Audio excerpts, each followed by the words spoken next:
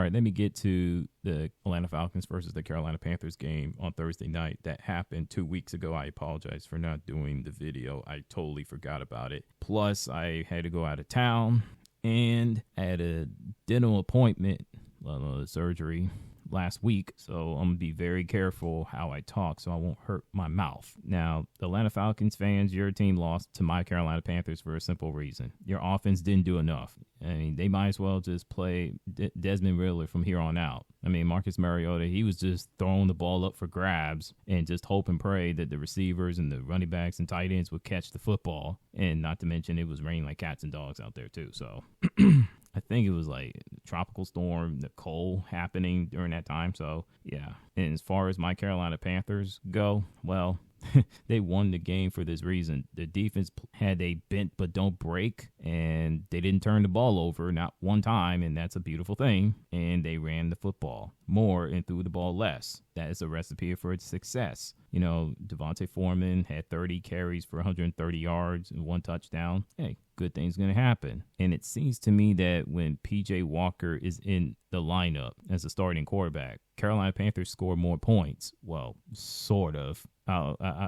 The Rams and the Bengals game, that's an entirely different situation. I don't want to talk about that anymore because that's brutal as it is. Plus, the game plan between Steve Wilkes and the rest of the coaching staff was just absolutely trash.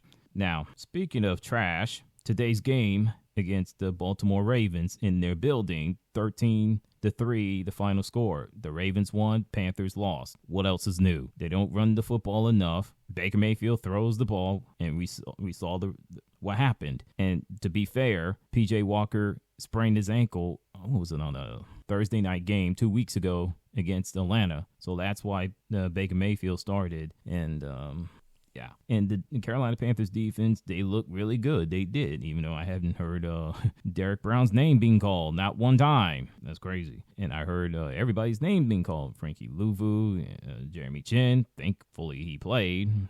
I know injuries caught up to him.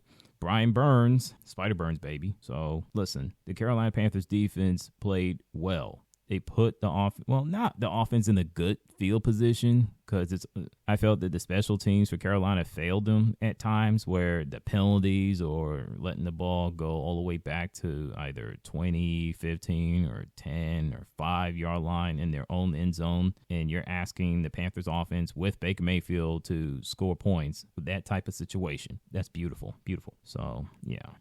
And the Baltimore Ravens fans, hey, your team won. The fourth quarter, that's what happened. Even though Lamar Jackson wasn't spectacular throwing the ball, but he did what him and the rest of the Ravens offense did what they need to do to put points on the board and put the game out of reach. And the defense came alive. And I know that the Baltimore Ravens defense had their issues, especially in the fourth quarter. Well, the team as a whole, but against my Carolina Panthers, they did what they're supposed to do. So good luck to your team and see what happens the rest of the way. Now, as for my Carolina Panthers, they're going home to take on the Denver Broncos, and they are struggling like crazy. They cannot score to save their life. That's great. Ooh, boy, let me tell you, 2 teams that can't score to save their own careers. Man, that's going to be special.